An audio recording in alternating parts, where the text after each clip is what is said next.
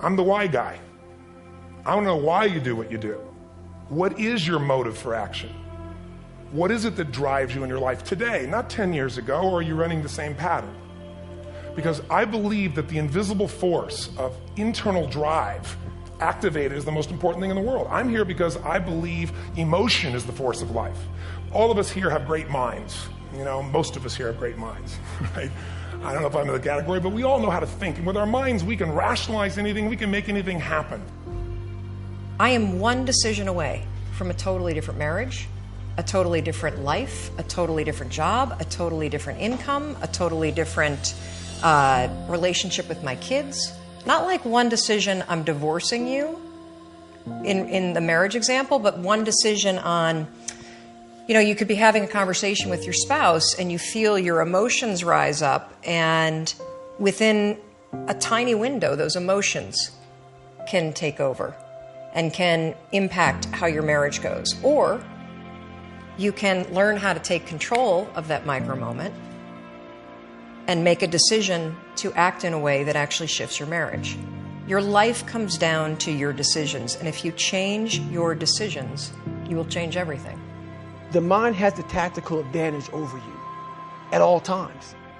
At all times of your life, the mind has a tactical advantage over you. Why is that? It knows what you're afraid of. It knows your insecurities. It knows your deep, dark lies. And it starts to push you away from that shit. It pushes you in a direction that is comfortable.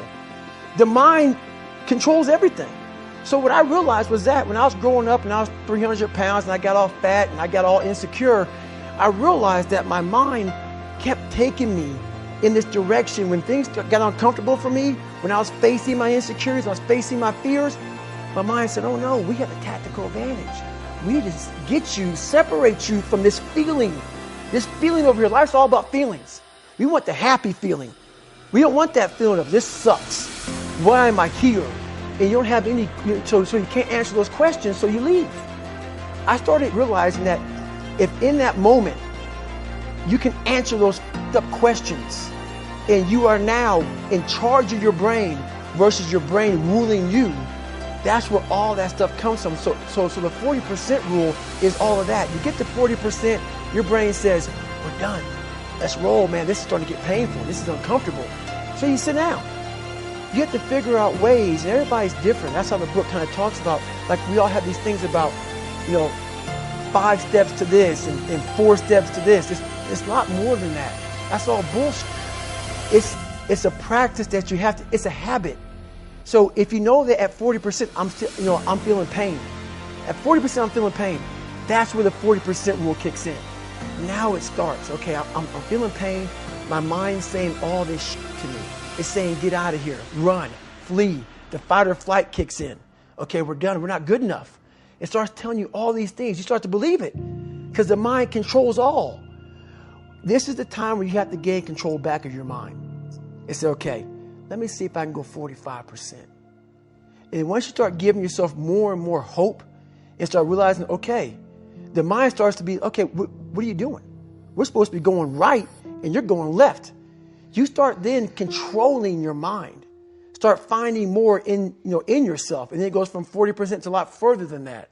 But that's the start of it though. Get to the spot where your mind is saying stop.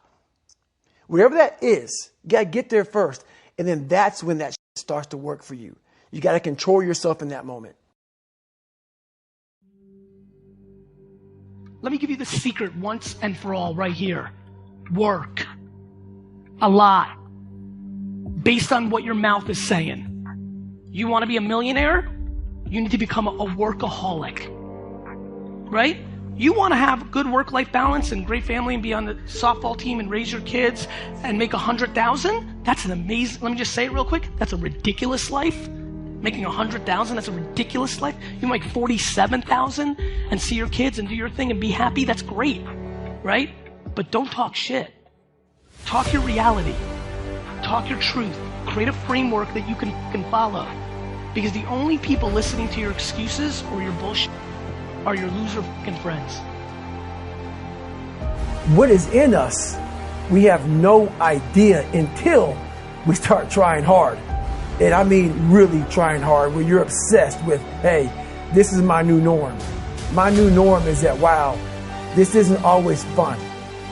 It's not always meant to be fun. And that's when you know you're trying hard.